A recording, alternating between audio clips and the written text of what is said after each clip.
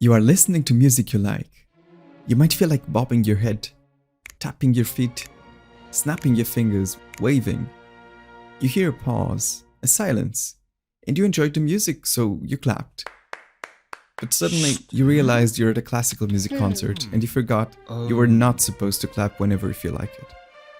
And it was actually just a pause in between sections of a symphony. So why do you have to sit still and be quiet at a classical concert?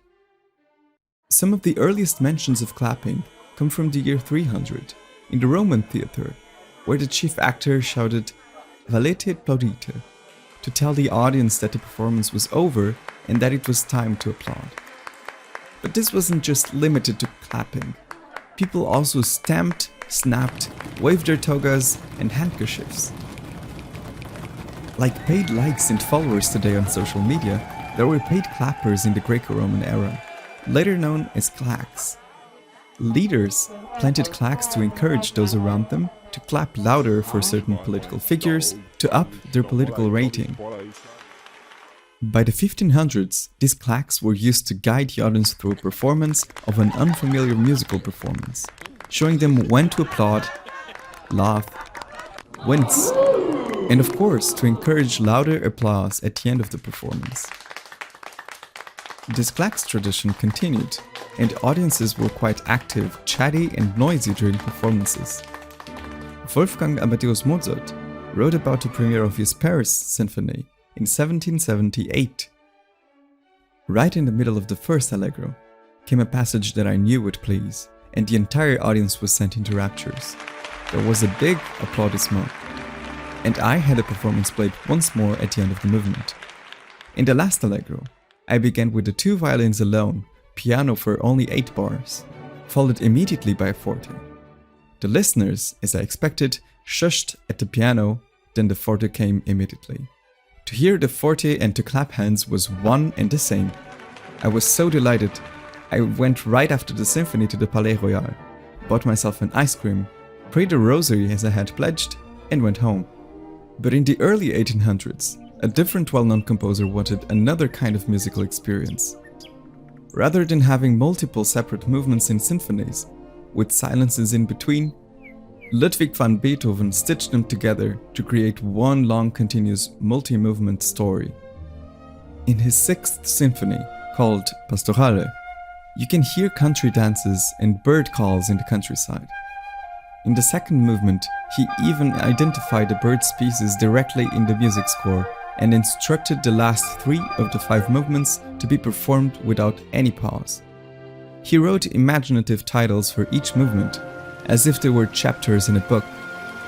Even though he did not explicitly mean to stop audiences from applauding between movements, clapping between them would definitely disrupt the flow of his story. But after Beethoven, some composers did explicitly not allow any pauses in the middle of a new type of music. Programmatic music.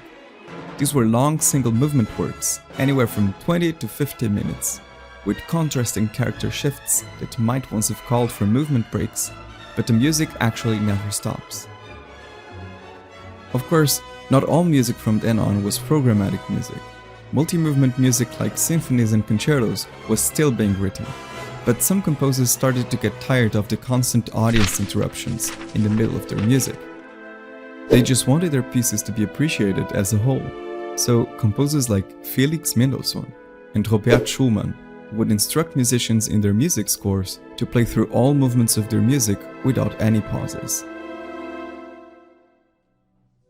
In 1882, at the opening performance of Richard Wagner's opera Parsifal, his wife wrote in her diary, "Wagner requested that there be no curtain calls after Act 2, so as to not impinge on the impression." But the audience misunderstood these remarks to mean that they shouldn't applaud at all, and total silence greeted the final curtain. 2 weeks later, Wagner returned to watch part of his opera, and when Act 2 was over, he called out, "Bravo!" and was hissed. Wagnerians were taking Wagner more seriously than he took himself. Many histories of applause cite this incident as the end of the active audience and the beginning of the quiet audience. Several leading conductors carried this tradition from the Wagner opera to the 1930s. But the reality is probably a little bit more complicated than that. Some audiences, including music critics, found the hushing of applause arrogant and snobby. After the third movement of the Pyotr Ilyich Tchaikovsky's Pathetica, conductor Serge Kossevitsky gestured disapprovingly toward his audience when he heard clapping. The music critic, all in downs, exclaimed how anti-musical it is, snobism in excelsis. However, following the unspoken rule of sitting quietly and only applauding at the end of the performance was also a way for some audiences to feel like they are part of classical music and differentiate themselves from other types of music, like jazz, where audiences often clap after each band musician's solo in the middle of a performance. But was the applause from claques, or from genuine audiences showing their appreciation? Thanks to the history of the claque's notoriety from the late Baroque and early classical eras, the tradition of clapping for performers became questionable.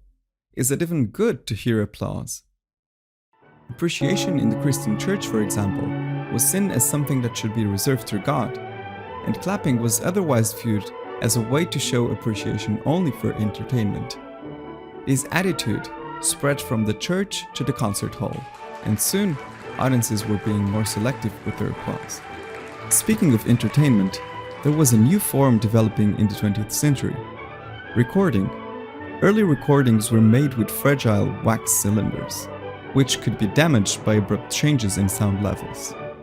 So, as recording equipment and editing technology became more reliable, recorded sounds became cleaner and clearer, and any outside noises, like clapping sounds, were viewed as interfering with the purity of the recorded music. Even if the audience did applaud between movements, applause is likely removed from live recordings, whether they're on CD, vinyl, or your favorite streaming platforms. Like this 1939 live recording of Mahler's First Symphony. Perhaps our habits from listening to recordings have influenced our classical concert etiquette today, and we've grown used to that silence between movements, or even expected in concerts. Whether it be the preference of composers and conductors, the influence of the Christian church, the divide between classical and jazz music, or the influence of recording technology, these factors all undergird what we might today think of purely as tradition. The tradition of sitting quietly and waiting to clap at the end of classical pieces. What do you think the future of this tradition will be? Let us know in the comments below, and we'll see you in the next Classical Bean. Don't forget to like and subscribe.